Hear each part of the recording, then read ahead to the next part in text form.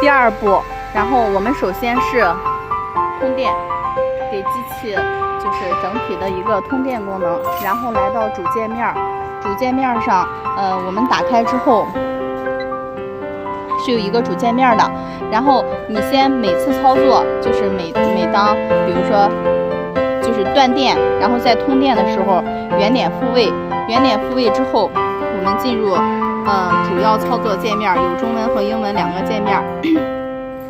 我们现在先用中文来进行操作。手动加工主要就是主操作界面，在这个界面里面，你可以选择左动，也可以选择联动、右动。联动的左动的意思就是只有左面的机头会工作，然后右边的机头是不工作的。然后如果要是选择联动的时候，那两个机头会同时切割。同样的道理，如果是右动的话，也是只有右边机头会切割。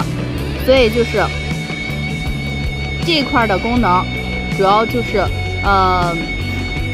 操作哪个机头来工作，然后再设定角度。我们设定角度的时候，它是有两个功能的。左机头摆角，它是从90度到135度之间，135度之间任意角度。你比如说我们现在是90度，你可以看一下这个机头。我们以左机头为例哈，里面的这个锯片是在90度的，摆角的意思就是它从90度到135度之间可以任意摆。现在是90度，我给你操作一下135度。比如说当前设定是90度，我们现在把它改成135度，然后点摆角。你可以看到这个锯片在缓缓的移动，会从90度摆到135度的位置。同样的，这个位置你会看到它当前的一个移动的度数。比如说我们设定135度，它到135度的时候会停止。这个时候的锯片就是在135度的位置。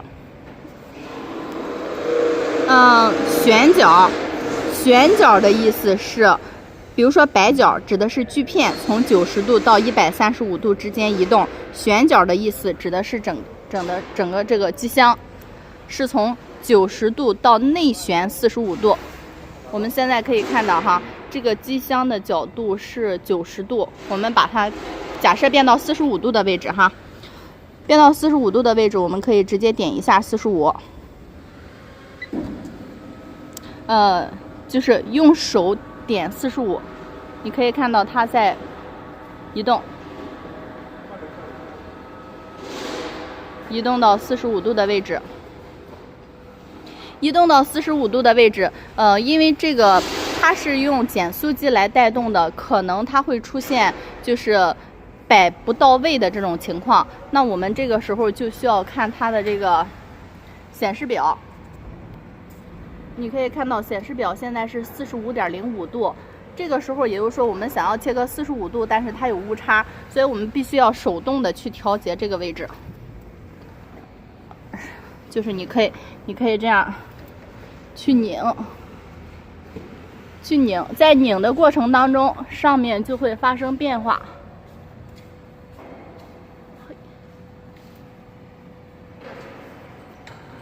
好，现在这个位置就是说我们是在切割45度。你可以看到现在是旋角是在45度的这个位置了。当锯片的时候是无所谓的，锯片也就是说你的135度和45度它是非常准确的，只不过就是它整个机箱在内旋的时候，它的角度会有稍微的误差，你需要去手动去调。那我们现在可以看到哈，左机头是135，然后右边是45度。然后当我们设定完了角度，右机头是同样的道理，你可以设定完了左机头，也可以设定右机头，是一样的。然后我们现在在设定切割长度，切割长度就是在这个位置。比如说我想要切割3米，那我就要输上3米。料高的意思是你比如说我当在切割90度的情况下，你就不需要设定，但是当你在切割45度的时候，你需要设定一个料高的这个高度，它需要把这一块给让出来。然后我们再点补长这个按钮，定长这个按钮，那右机头就会自动移动到3米的这个位置。然后我们设定完了，用哪个机头来工作，然后我们设定完了切割角度，设定完了你需要的切割长度，那接下来就是锯切。锯切的情况下，你就是首先点电机启动，然后点压紧，然后锯切。电机启动就是让锯片开始旋转，然后压紧的话就是说让这些压紧气缸，然后这些皮压头压紧你的型材。然后锯切的话就是出锯，开始锯切，锯切完了之后你双手松开，然后就完成了整个工作。